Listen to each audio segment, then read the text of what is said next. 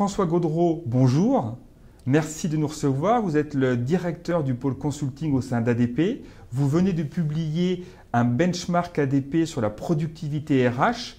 Quels sont les principaux enseignements de ce benchmark 2013 ? En termes de résultats, cela donne quoi? En termes de productivité, aujourd'hui, notre benchmark nous donne une productivité de 1 gestionnaire pour 225 salariés. En gros, si vous avez une entreprise de 1000 salariés, il vous faut 4 gestionnaires, un peu plus de 4,5 gestionnaires, pour gérer l'ensemble de mes 150 processus tout à l'heure, de l'embauche à la sortie du salarié. Cette productivité aujourd'hui n'augmente pas, augmente peu. Elle est très variable quand même d'une entreprise à l'autre. Certaines entreprises très bien organisées ont une productivité qui peut aller quasiment au double, qui peut être de 1 gestionnaire pour 450 salariés. D'autres entreprises sont encore dans des productivités faibles, inférieures à 200. Quels sont les processus qui coûtent le plus cher dans une entreprise ?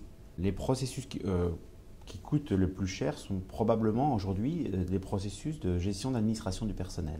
Les processus de gestion des temps, petit à petit, qui étaient lourds auparavant, ont été mis sous contrôle, mais les processus de gestion d'administration du personnel demeurent des processus encore trop manuels, pas assez automatisés, pas assez inclus dans des solutions, dans des SIRH automatiques à base de workflow, à base de processus collaboratifs, et donc encore avec parfois du papier, avec du crayon, avec du post-it, et donc avec des choses qui coûtent de l'argent. Et d'ailleurs, le second indicateur est celui du coût complet. Au-delà de la productivité, nous avons pu analyser le coût complet de la fonction.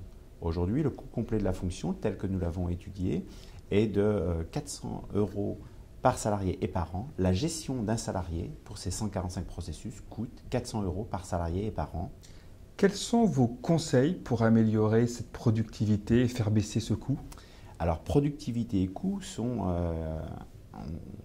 intimement liés finalement au mode d'organisation.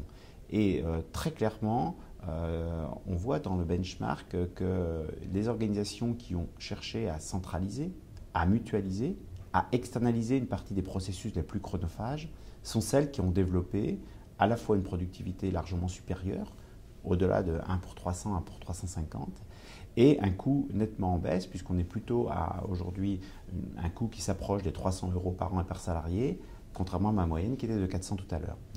Comment évolue le coût du SIRH ? Plus le coût du SIRH est élevé, plus finalement le coût complet, lui, est faible. Le coût du SIRH prend une part de plus en plus importante, mais il permet des gains de productivité vraiment importants, et donc du coup, le coût complet, le TCO tel que l'on l'appelle, le TCO, lui, baisse. Les centres de services partagés, les CSP, sont-ils une solution miracle pour les entreprises ?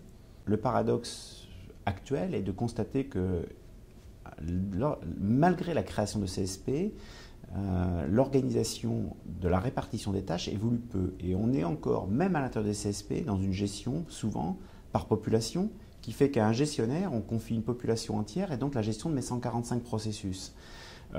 Donc le CSP en tant que tel n'est pas une solution miracle si on ne l'assortit pas d'une véritable réorganisation, de la création de centres de pôles de compétences par domaine, administration du personnel, déclaration sociale, gestion de la maladie, l'effet taille le permettant parfois, ou quand il ne le permet pas, en l'externalisant auprès de prestataires du marché. Quel autre enseignement tirez-vous de ce baromètre ?